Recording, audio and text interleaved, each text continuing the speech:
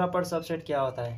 इसमें कह रहा है कि if A is subset of B, अगर ए बी का सबसेट है and also A is equal to B, A B का सबसेट है ना, तो ए बी के इक्वल भी होना चाहिए, then it is known as a improper subset. तो हम इनको क्या कहेंगे? इम्प्रॉपर सबसेट कहेंगे। नोट लिखा हुआ है जो कि बहुत बहुत इंपॉर्टेंट है, every set is improper subset of itself. जो हर सेट होता है ना अपने आप का इम्प्रॉपर होता है। कैसे? पहले एग्जांपल लिखते हैं। कह रहा है कि क्या, यहाँ पे मैं एक और यहाँ पे शॉर्टकट में डेफिनेशन इस तरह से इस वे से बना रहा हूँ, जैसे अव्वल में हमने सीखा था। कह रहा है कि अगर ए जो है ना सेट सबसेट है किसका? बी का, ठीक है, एंड आल्सो ए जो सेट है ना वो बी के इक्वल होना चाहिए, ठीक है। आल्सो जो ए सेट है ना वो बी सेट के इक्वल होना चाहिए, तो हम उनको क्या कहेंगे? इम्प्रॉपर सबसेट कहेंगे।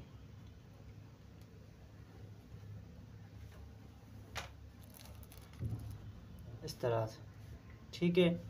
तो एग्जांपल बना रहा हूँ यहाँ पे।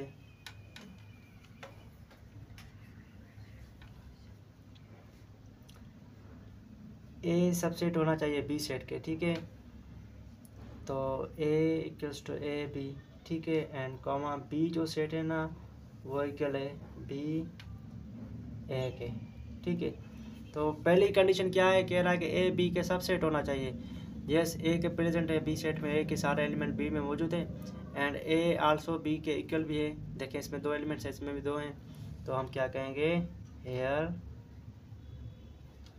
ए जो सेट है ना इम्प्रॉपर है बी सेट का, या बी को आप कहेंगे ए का इम्प्रॉपर सबसेट है, तो हम कहेंगे इम्प्रॉपर सबसेट है, ठीक है। It is improper subset.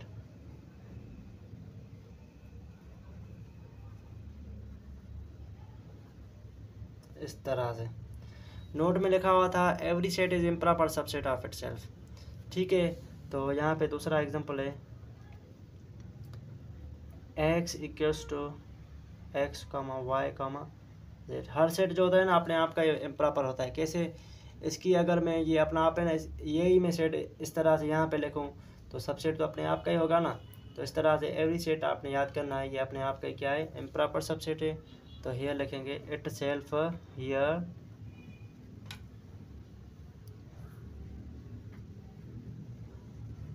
It self improper